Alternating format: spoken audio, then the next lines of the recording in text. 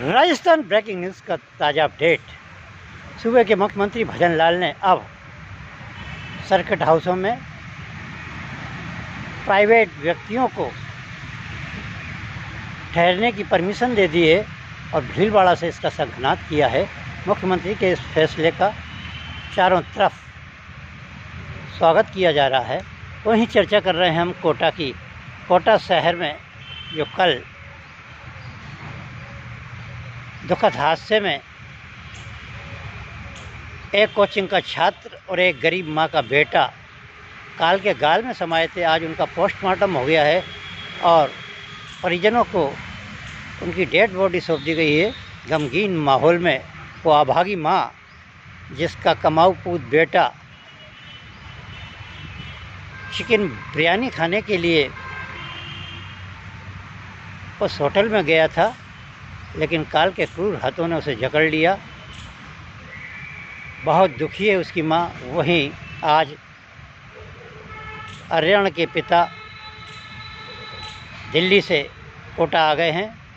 आते से ही उन्होंने प्राइवेट हॉस्पिटल सुधा में जाकर उनकी अर्धांगिनी की कुशलक्षेम पूछी है और उनको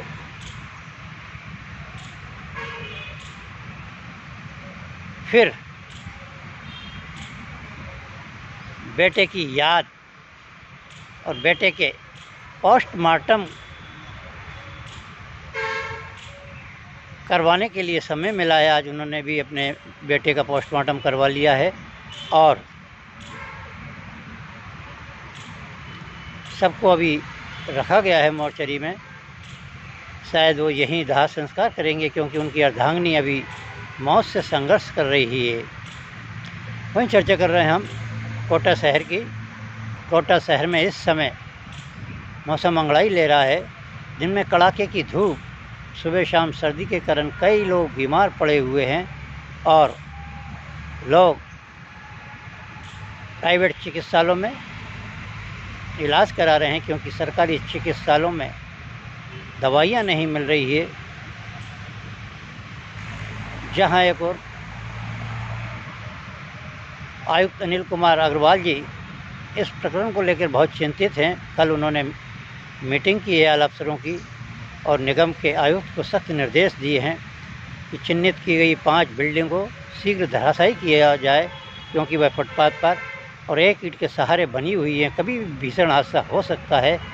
कुल मिलाकर कोटा शहर में अब बगैर सैंडबैग की बिल्डिंगें चिन्हित की जा रही हैं और फुटपाथों पर बनी 3 मंजिला, 2 मंजिला, 1 मंजिला इमारतों को भी अब ध्वस्त करने की तैयारियां चल रही है। कोटा विकास प्राधिकरण की आयुक्त ममता तिवारी, सचिव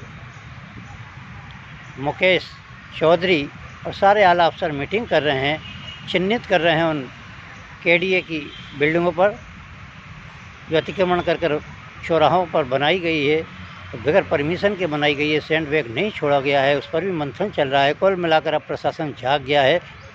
अब देखना ये है इन 2 बच्चों की मौत के छींटे और इनकी चीख कब तक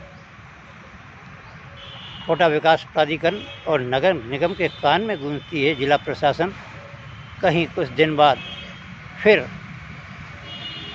अपनी फाइल बंद ना कर दे और फिर कुकरमुत्ते की तरह ये अतिक्रमणकारी लोग जहाँ मांस की होटलें सरेआम पास कॉलोनी में बड़े बाज़ारों में चला रहे हैं, उन पर भी नगर निगम ने कोई कार्रवाई नहीं की और नगर निगम के आला अफसरों को अब दंडित किया जाना चाहिए। किसने इसकी परमिशन दी और कौन कौन लोग इस होटल मालिक के साथ थे। बताया तो ये जा रहा है कि ये भारतीय जनता पार्टी के किसी कद्दावर नेता का रिश्तेदार है, इसलिए इसके प्रति शिथिलता बरती गई थी। अब लेकिन सख्ती बरती जा रही है।